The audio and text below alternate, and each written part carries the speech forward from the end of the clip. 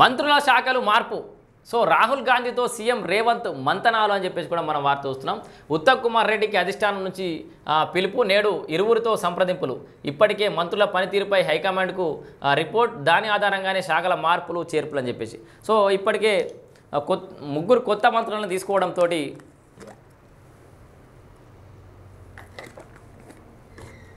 అయితే ఇప్పటికే ఇవ్వకుండా ఉన్నటువంటి పోర్ట్ఫోలియోస్ని వీళ్ళకు ఇస్తారా, లేదా ఆల్రెడీ ఉన్న మంత్రిత్వ శాఖల్ని ఏమైనా బదిలీ చేసి మార్పులు చేర్పులు చేసే అవకాశం ఏమైనా ఉందా అనేది మనం వెయిట్ చేయాలి. వాస్తవానికి హోమ్ మినిస్టర్ చేసే కేపబిలిటీ ఇప్పుడు కొత్తగా వచ్చిన ఈ మంత్రులకు లేదని చెప్పేసి అయితే కొంత అనాలిసిస్ కొంత వినపడుతోంది. ఎందుకంటే ఆ ముగ్గురు కూడా కొత్తగా ఎమ్మెల్యేలైన వ్యక్తులే. సో వివేక్ వెంకటస్వామి కొంత అనుభవజ్ఞుడే, రాజకీయాల్లో ఆయన ఎంపీగా కూడా పనిచేసిన వ్యక్తే.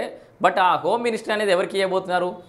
మళ్ళా విద్యాశాఖ ఉంది, చాలా కీలకమైన శాఖలు ఉన్నాయి ఇప్పుడు వాస్తవానికి. ఆ కీలక శాఖలను కొత్తగా ఎమ్మెల్యేలు అయిన వాళ్ళకి ఇస్తారని అయితే నేను అనుకోవట్లేదు. ఒకవేళ అవి పాత వాళ్ళకి బదిలీ చేస్తే కనుక ఆ పాత వాళ్ళ ఎవరి మంత్రిత్వ శాఖలను ఇప్పుడు కొత్త వాళ్ళకి బదిలీ అయ్యే అవకాశం ఉంది. ఏం జరగబోతుందని అయితే మనం వెయిట్ చేయాలి. దానికి సంబంధించి ఉత్తమ్ కుమార్ రెడ్డిని అట్లా రాష్ట్ర ముఖ్యమంత్రి రేవంత్ రెడ్డికి అధిష్టానం నుంచి అయితే పిలుపు వచ్చింది. వారితో సంప్రదింపులు అయితే జరుగుతున్నాయి. మంత్రుల వద్ద ఉన్న శాఖలు మార్చేందుకు కాంగ్రెస్ అధిష్టానం కసరత్తు చేస్తున్నది. ఇందుకు సంబంధించి సీఎం రేవంత్ రెడ్డితో రాహుల్ గాంధీ, పార్టీ చీఫ్ మల్లికార్జున ఖార్గే మంత్రాలు జరిపారు. అందులో భాగంగానే మంత్రి ఉత్తమ్ కుమార్ రెడ్డిని సైతం ఉన్నట్టుండి ఢిల్లీకి పిలిపించుకున్నారు.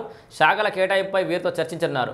మంత్రులందరి శాఖలు మార్చుతారా, కొందరికి మాత్రమే మార్పు చేస్తారా అనేది ఉత్కంఠగా మారింది. ఇటీవల మంత్రుల పనితీరుపై AICC state incharge Meenakshi Natarajan అధిష్టానానికి నివేదిక అందించినట్టు టాక్. దాని ఆధారంగానే శాఖల ప్రక్షాళనకు పార్టీ పెద్దలు సిద్ధమైనట్లయితే ప్రచారం జరుగుతోంది. మీనాక్షి నటరాజన్ గారు క్షేత్రస్థాయిలో పర్యటిస్తున్నారు, పార్టీ మంచి చెడులు అనుకుంటున్నారు. కాంగ్రెస్ పార్టీ నాకు తెలిసి గతంలో ఉన్న ఏఐసీసీ వ్యవహారాల ఇన్ఛార్జ్ కంటే మీనాక్షి నటరాజన్ చాలా గొప్పగా పనిచేస్తారు. పార్టీ ప్రక్షాళన చేసే దిశగానైతే ముందుకు పోతుంది. మరి ఏం జరగబోతోంది? 2 రోజులుగా ఢిల్లీలోనే సీఎం రేవంత్ రెడ్డి ఉన్నాడు. అసంతృప్తి పనితీరుపై ఆధారంగా వాళ్ళకి ఇచ్చే అవకాశం అయితే ఉందంటారు. సో మంత్రుల శాఖల మార్పులు, ఇప్పుడున్న వచ్చిన కొత్త మంత్రులు, పాత మంత్రులలో ఎవరెవరికి ఏ శాఖ అయితే బాగుంటుంది అనేది కమెంట్ రూపంలో తెలియజేయండి. ఇక్కడే కాంగ్రెస్ పార్టీ 2 భారీ బహిరంగ సభలకు కాంగ్రెస్ ప్లాన్ అట. ఎస్సీ వర్గీకరణ, కులకరణతో పాటు మైలేజీ పెంచేందుకు కసరత్తు. హాజరు కావాలని రాహుల్కు రేవంత్ రెడ్డి రిక్వెస్ట్. త్వరలోనే తేదీలు కూడా ఖరారయ్యే అవకాశం ఉందట. త్వరలో డీసీసీల ప్రక్షాళన, ఈసారి కొత్త వాళ్ళకు అధ్యక్షులుగా అవకాశం ఇచ్చేబోతున్నారట. సో 7వ పేజీలో దానికి సంబంధించిన అంశం ఉంది, ఒకసారి చూద్దాం.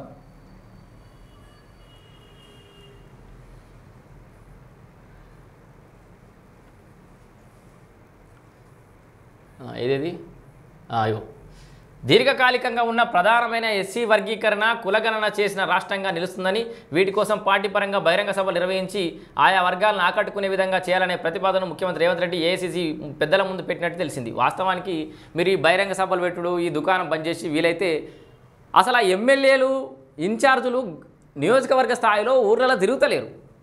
మీరు పెట్టిన సన్నబియ్యమే కానీ, మీరు ఇస్తున్నటువంటి మిగతా సంక్షేమ పథకాలు కానీ ప్రజలలో ఏర్తలేవు. మీ కార్యకర్తలు బలంగా పనిచేస్తున్నారు. ఇంకా చాలా చోట్ల వాళ్ళకి ఆ కాన్ఫిడెన్స్ మీరు ఇవ్వడం ఫెయిల్ అవుతున్నారు. మొదట గదో రాజీవ్ వికాసో లేకపోతే ఇందిరా మీన్లను, రేషన్ కార్డులను ఏదో ఆకర్షించే ప్రయత్నం చేస్తూ ఉంటే వీటిలో జాప్యం జరుగుతుంది. జరంతా క్షేత్రస్థాయిలో ప్రచారం చేసుకోవడంలో విఫలమవుతున్నారు. మీరు భారీ బహిరంగ సభల ద్వారా నాకు పెద్దగా ఇంపాక్ట్ ఉంటుందని అయితే నేను అనుకోవట్లేను. ఎందుకంటే ఆ సభలకు జనాలు వస్తారు, ట్రావెలింగ్లో సగం సమయం పోతుంది. ఆడ కూర్చొని జరిసేపు వాళ్ళు వచ్చి నిలబడి వినే సమయానికి ఏ మంత్రో ఏమేమో సొల్లు కొడుతూ ఉంటాడు. ఆ సగం వింటారు, సగం వినరు, ఆయన వెనక్కి వచ్చేస్తారు. ఎంతసేపు వాళ్ళ కాన్సన్ట్రేషన్ పోయినామా వచ్చినామా అట్నైనా అన్నట్టుగానే ఉంటుంది. దాని ఇంపాక్ట్ తక్కువనే అనుకుంటున్నాను నేనైతే. వీలైతే ఎక్కడికక్కడ మండల స్థాయిలో, జిల్లా స్థాయిలో, గ్రామీణ స్థాయిలో ఈ కార్యకర్తలు ఆల్రెడీ ఉన్న అక్కడ ముఖాలు చెప్తేనే నమ్మకం ఉంటుంది. జనాలు తిట్టినా వాళ్ళనే తిడతారు, నమ్మినా వాళ్ళనే నమ్ముతారు. ఎవరు? లోకల్ లీడర్స్ని. ఎవరో వచ్చి ఎక్కువ చెప్తే ఆ పని అయ్యేదా పోయేదా. మన ఊళ్ళరే రాజిరెడ్డో, సోమరెడ్డో ఎవడో ఒకడు ఉంటే వెళ్ళేనో మళ్ళేనో అరే చెప్పిండు కదా ఇందాము అని చెప్పేసి వింటారు. సో వాళ్ళకి అవకాశాలు కల్పించాలి, వాళ్ళకి క్షేత్రస్థాయిలో తిరిగిమని చెప్పాలి. వాళ్ళకి అట్లాంటి వెసులుబాటు కల్పిస్తే కాంగ్రెస్ పార్టీకి ఏమన్నా మేలయ్యే అవకాశం అయితే ఉంది. సో మంగళవారం ఢిల్లీలోని ఇందిరా భవన్లో ఏఐసీసీ అధ్యక్షుడు మల్లికార్జున ఖార్గే, లోక్సభలో ప్రధాన ప్రతిపక్ష నేత రాహుల్ గాంధీ, ఏఐసీసీ ప్రధాన కార్యదర్శి కేసీ వేణుగోపాల్తో ముఖ్యమంత్రి రేవంత్ రెడ్డి భేటీ అయ్యారు.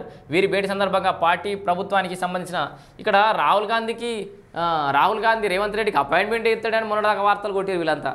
సో ఏదేమైనా 2 బహిరంగ సభలకైతే కాంగ్రెస్ పార్టీ ప్లాన్ చేసినట్టుగా మనకు క్లియర్గా ఇక్కడ స్పష్టమవుతోంది.